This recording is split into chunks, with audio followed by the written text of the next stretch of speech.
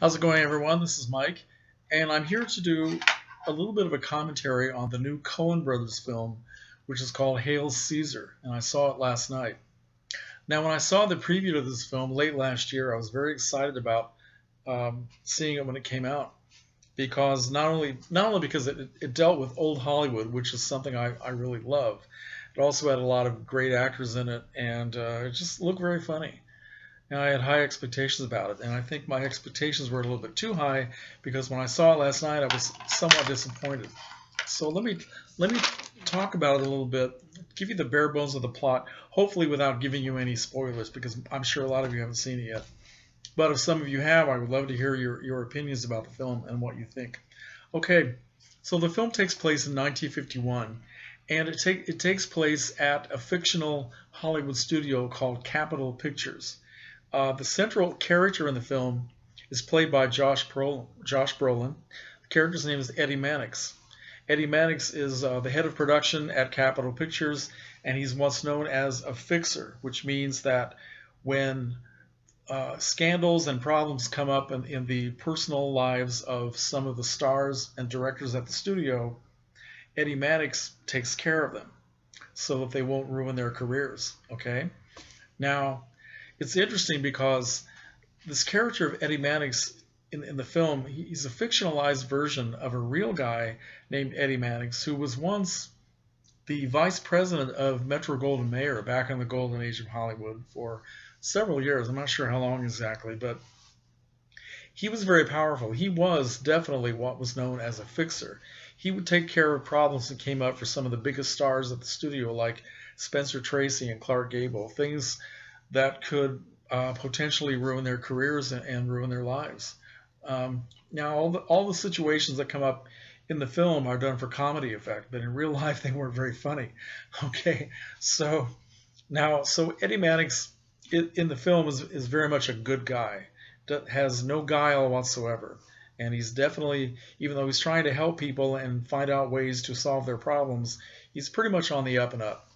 And he's also depicted as a very devout Catholic who goes to confession practically every day, and he has a wife and two kids at home. And in the brief scene where it shows him with his wife, he seems to be a very dedicated family man. So he's definitely a good guy. So while he's trying to solve all these problems, he frequently comes up against the rival gossip columnists Thora and Thessaly Thacker. That's not easy to say. Twin sisters who are both gossip columnists. They are patterned after Hedda Hopper and Luella Parsons, who were very powerful rival gossip columnists back in the golden age of Hollywood for many years. They had a lot of power, and they reportedly hated each other. And so the Coen brothers do something interesting. They make them not only rivals who hate each other, but they're also twin sisters, played by Tilda Swinton. Very good performance. So some of the stars that he gets involved with during the story, Scarlett Johansson plays an actress named Deanna Moran, who is an Esther Williams-like swimming star, and she has a lot of personal problems. Also, George Clooney plays an actor named Baird Whitlock, who is the star of a very big budget biblical epic that's being made at Capitol Pictures. The name of the film is Hail Caesar, A Tale of the Christ, and it's obviously a ripoff of Ben-Hur. And the Baird Whitlock character is kind of a combination of Charlton Heston, Tyrone Power, Clark Gable, that kind of very masculine, iconic male star. Also, an actor I never heard of named Alden Ehrenreich, very good actor, plays a character named Hopi Doyle, who is a singing cowboy star in low-budget westerns, very popular. And his problem in the film is he gets miscast very badly in a sophisticated period drama directed by a guy named Lawrence Lawrence, played by Ralph Fiennes. And Hopi's just not getting it. He has this cowboy Texas twang that is not fitting in with the sophisticated accents of the rest of the people in this film. Let's see, what else do we have? We also have, oh yeah, we have Channing Tatum playing a Gene Kelly-like musical star, dancer, named Bert Gurney. How's that for a name?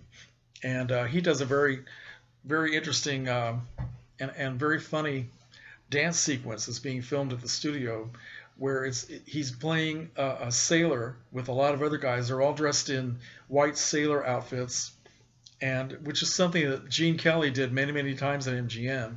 And they're doing this song and dance, which starts out to be very innocent, like something you might see in an MGM film in the 1940s or 1950s, but then quickly turns into this homoerotic fantasy, which is something that would not make it into an MGM film. So that was very funny.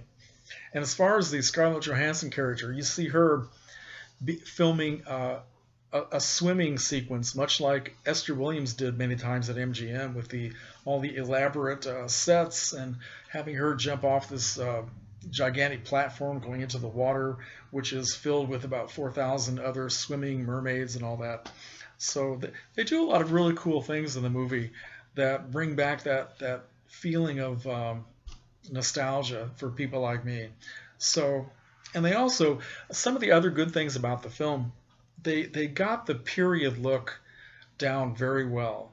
They filmed on location, not only at Warner Brothers Studios, which still has a lot of its old-time buildings and looks very much like it did back in the 1940s and 50s. They filmed on other locations in Los Angeles, which still have that period look that would fit in with this time. And they got all the set designs, everything about the way the buildings look, the furniture, the old telephones, the clothes, the nightclubs. They got all that down very well. So there were a lot of things about the film that I liked. And there were some very funny sequences. One of the funniest sequences in the film has to do with the actor Hobie Doyle, when he's trying to do a scene directed by Lawrence Lorenz, played by Ralph Fiennes, and he's not getting this one line of dialogue right. Well, he's not getting any of his dialogue right, but so the director is very frustrated, and he's trying to get Hobie to repeat one line of dialogue again and again and again, and so they have this very fast, very funny exchange, just with them both repeating the same line of dialogue. It's done very well, and it really was a very funny moment. So, but my complaints about the film, I felt that a lot of the comedy, and most of it was done, there was really nothing serious about the movie. Most of it was done for comedy. I felt that most of it fell very flat, and I must have been the only one in the theater who felt that way, because everybody else around me was laughing their heads off. So maybe I'm the one that's wrong. I don't know. I also felt that there wasn't really a central story in the film. It was like a series of subplots, all of whom were supposed to be connected together, mainly by the character of Eddie Mannix, who was getting involved with all these different people and all these different subplots. I just didn't feel that it all came together as a very believable and convincing and interesting whole. So those are my complaints. So I'm going to do something that I've never done in any of my little film reviews here. I've never given anything a rating, but I think I'll do it this time. Based on a 5-star rating, I would give Hail Caesar 2.5 stars. And I don't know. These are my initial impressions of the film, and I'm one of these people that sometimes when I see a film for the second time, I have a completely different feeling about it, and that if I see this again, I might feel differently, but these are my initial impressions. So anyway, I would like to hear what other people think about it. So what else did I want to say? I think that's pretty much it. I wrote a few things down, which is something else I don't usually do, but anyway, so Hail Caesar. Let me know what you think.